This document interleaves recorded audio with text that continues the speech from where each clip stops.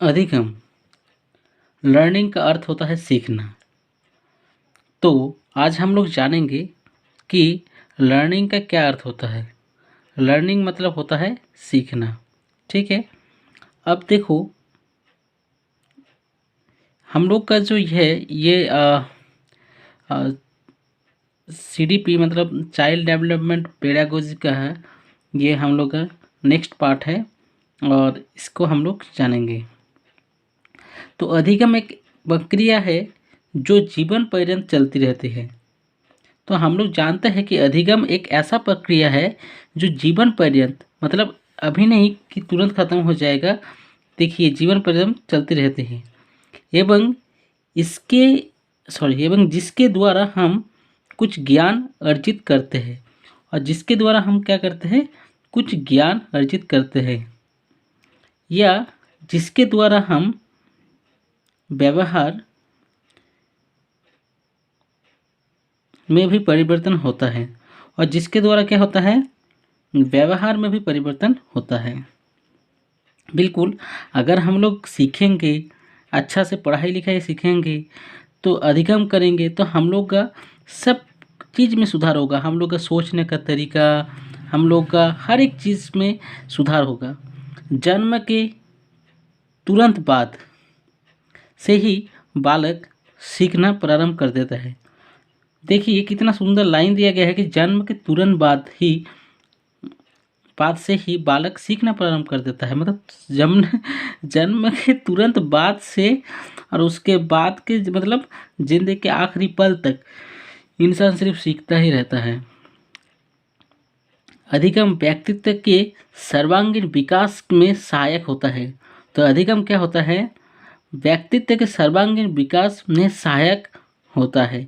इसके द्वारा जीवन के लक्ष्य को, सर्वांगीण मतलब क्या, कि सर्वांगीण मतलब होता है कि चारों तरफ से, सिर्फ एक एक पर्टिकुलर चीज का नहीं, चारों तरफ से मतलब आपका सर्वांगीण विकास हो। आप खेल कूद में भी बढ़िया हो, आप बातें करने में भी बढ़िया हो, आपका सब्जेक्ट नॉलेज भी अच्छा हो और साथ ही साथ आपका व्यवहार भी अच्छा हो, आपका व्यक्तित्व भी अच्छा हो। तो देखो, अधिगम व्यक्तित्व के सर्वांगीण विकास में सहायक होता है। इसके द्वारा जीवन के लक्ष्य को प्राप्त करने में मिलती है। तो इसके द्वारा जीवन के लक्ष्य को प्राप्त करने में सहायता मिलती है।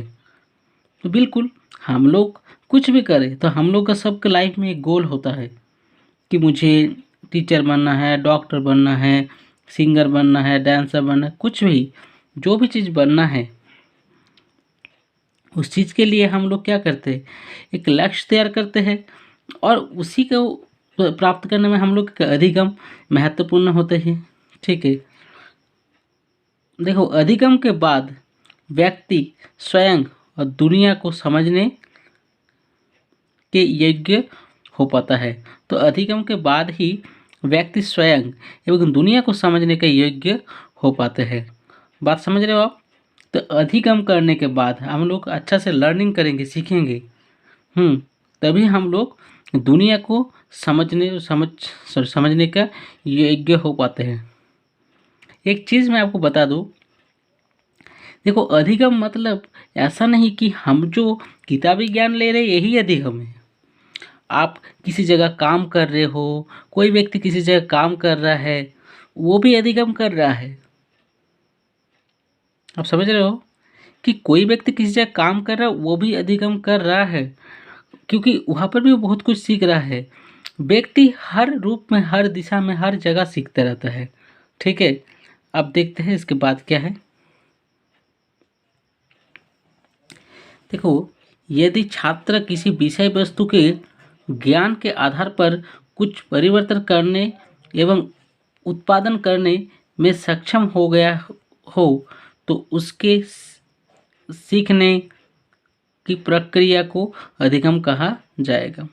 देखो, यदि यदि छात्र किसी विषय वस्तु के ज्ञान के आधार पर कुछ परिवर्तन करने एवं उत्पादन करने में सक्षम हो गया हो, तो देखो, यदि किसी यदि छात्र किसी विषय वस्तु के ज्ञान के आधार पर अब मान के चलो आप एक अच्छा टीचिंग स्किल प्राप्त कर चुके हैं, तो आप ये भी तो आपका किसी विषय वस्तु के ज्ञान के आधार पर कोई कोई सब्जेक्ट में, कुछ भी सब्जेक्ट में ज्ञान प्राप्त कर सकता है, किसी भी सब्जेक्ट में ज्ञान प्राप्त कर सकता है। हो सकता है कोई अच्छा तबला वादक हो सकता है, वो भी उसका एक सब्जेक्ट है, ठीक है। कुछ भी सब्जेक्ट हो सकता है। हम्म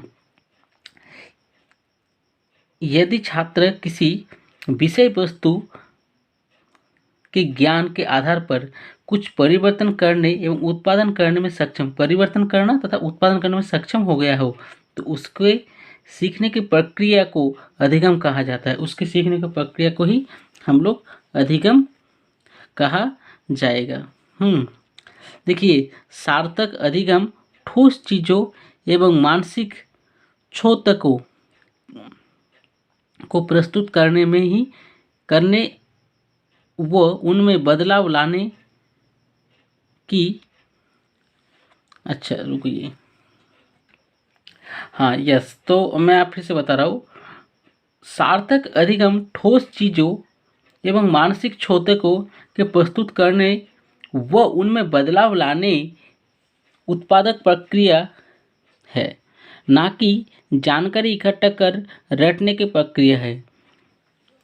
मतलब यहाँ का इस चीज को विशेष रूप से कहने का मतलब यह है कि हम लोग का सार्थक अधिगम कौन है, जिस चीज को हम लोग प्रैक्टिकली ला पाए। मान के चलिए कोई बहुत विद्वान हो चुका है, लेकिन वो किसी भी क्षेत्र में, मतलब मान के चलिए वो अपना 2 वक्त का खाना ही जुटा नहीं पा रहा हो, ठीक है। तो इस तरह का वो सही से अपना ज्ञान को अपने निजी, मतलब डेली लाइफ, मतलब अपना जो लाइफ में है उसको एप्लीकेबल ही नहीं कर पा रहा है, तो वो ज्ञान कोई ज्ञान नहीं रहा, ठीक है। तो देखिए बस, तो जानकारी इकट्ठा और रटने का प्रक्रिया, मतलब ना, देखो वही बात बोला है कि सार्थक अधिगम ठोस चीजों एवं मानसिक क्षोतकों को प्रस्तुत करने वो उनमें बदलाव लाने की उत्पादक प्रक्रिया है, ना कि जानकारी इकट्ठा कर उसे रटने की प्रक्रिया है। अधिगम के संदर्भ में विद्वानों कुछ परिभाषाएं निम्न प्रकार से दी गई है। अब देखिए कौन कौन से विद्वान क्या दिया है परिभाषा। देखिए यहाँ पे लिखा है गेटस, गेटस के अनुसार क्या दिया है कि अनुभव द्वारा व्यवहार में रूपांतरण लाना ही अधिगम है। तो देखो, मान के चलो कोई किताबी ज्ञान तो प्राप्त नहीं किया है, लेकिन वो पूरा जिंदगी को बहुत बढ़िया से अनुभव किया है, और अनुभव करने के बाद वो हर एक जगह सीखा है। तो अनुभव द्वारा व्यवहार में रूपांतरण लाना ही, मतलब अनुभव के द्वारा व्यवहार, अपने जो निजी व्यवहार है, हम लोग जो रोज काम कर रहे हैं, सब कुछ में व्यवहार हम लोग का एप्लीकेबल होता है। तो गेट्स के अनुसार गेट्स के अनुसार क्या है कि अनुभव द्वारा व्यवहार में रूपांतरण लाना ही अधिगम है। व्यवहार में जो रूपांतरण हम ला रहे हैं, इसी को हम क्या कहेंगे, अधिगम कहेंगे, ठीक है।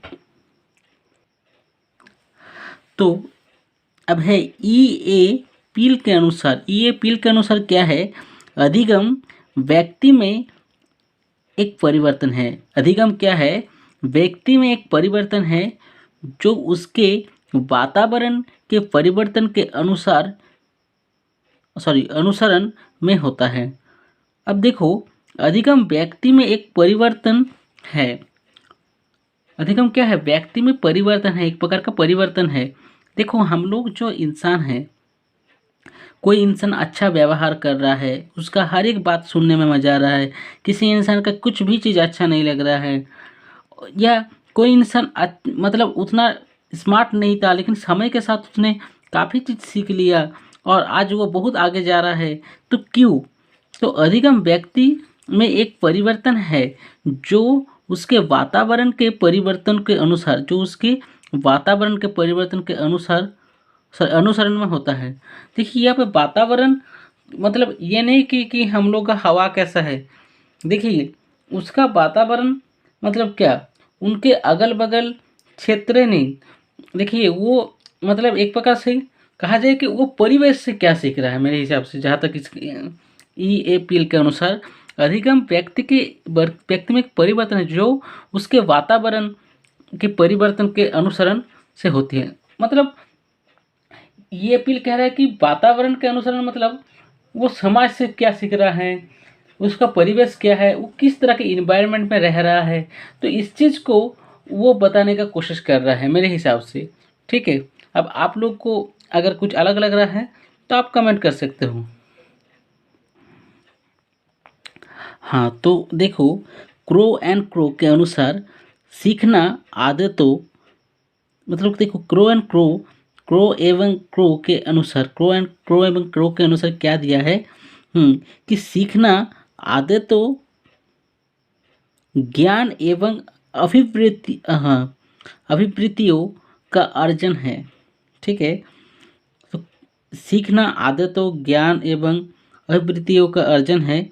इसमें कार्यों को करने के नवीन तरीके सम्मिलित है और इसकी शुरुआत व्यक्ति द्वारा किसी भी बाधा को दूर करने अथवा नवीन परिस्थितियों में अपने समायोजन को लेकर होती है।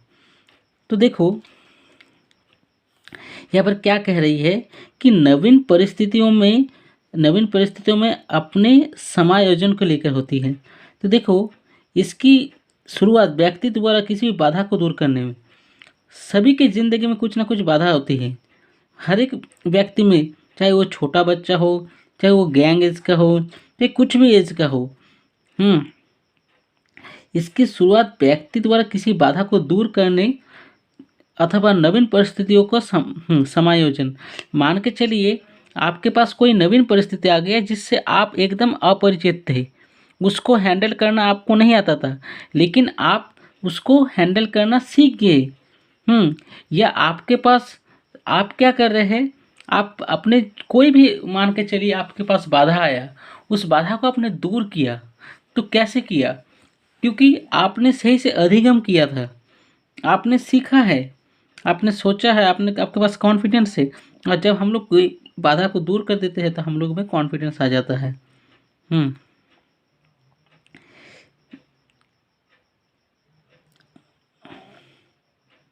इसके माध्यम से व्यवहार में उत्तरोत्तर परिवर्तन होता रहता है। तो इसके माध्यम से व्यवहार में उत्तरोत्तर परिवर्तन होता रहता है, मतलब समय के साथ ये परिवर्तन होता रहता है। यह व्यक्ति को अपने अभिप्राय अथवा लक्ष्य पाने के समर्थ बनाती है। और यह व्यक्ति को क्या करती है? अपने अभिप्राय अथवा लक्ष्य पाने में समर्थ बनाती है। तो बेसिकली क्रो एंड क्रो क्या कहना चाह रही है कि आप जिंदगी में, आपके बाधा आ सकता है और उन बाधाओं को दूर करके आप एक नया कॉन्फिडेंस आप में आएगा। आप जब मान के चलिए कोई एग्ज़ाम को जब क्रैक कर लीजिएगा, तो आप क्रैक करने के बाद क्या होगा, आप में खुद में कॉन्फिडेंस आएगा, अगर आप बढ़िया से पढ़ के उसको प्राप्त किए हैं तो। ठीक है, इस तरह से नवीन परिस्थितियों में अपने समायोजन को लेकर होती है। और नवीन परिस्थितियों के साथ अपने आप को समायोजन करना है। इसके माध्यम में व्यवहार में उत्तरोत्तर परिवर्तन होता है। आज समय के साथ हम लोग का क्या बैक टू बैक परिवर्तन भी होता रहता है। यह व्यक्ति को अपने अभिप्राय, जो भी उसका इच्छा है, उसका अभिप्राय है, अथवा जो लक्ष्य पाने में समर्थ बनाती है और इसको समर्थ बनाती है। तो इतना ही बस। अब आप एक काम कीजिएगा, आपके पास जो किताब है आप उसको पढ़िए बढ़िया से। ठीक है, आप अपने हिसाब से जो जैसे भी पढ़ना चाहते हैं पढ़िए, नोट्स बनाइए। ठीक है, और मेरा ये, मैं ये कहूँगा कि I am not too much huge type of teacher कि एक मैं बहुत ही आपको बढ़िया सिखा पा रहा हूँ। मेरा कोशिश है मैं अपना एक्सपीरियंस आपसे शेयर कर रहा हूँ, वॉट एवर आई हैव। ठीक है, बस।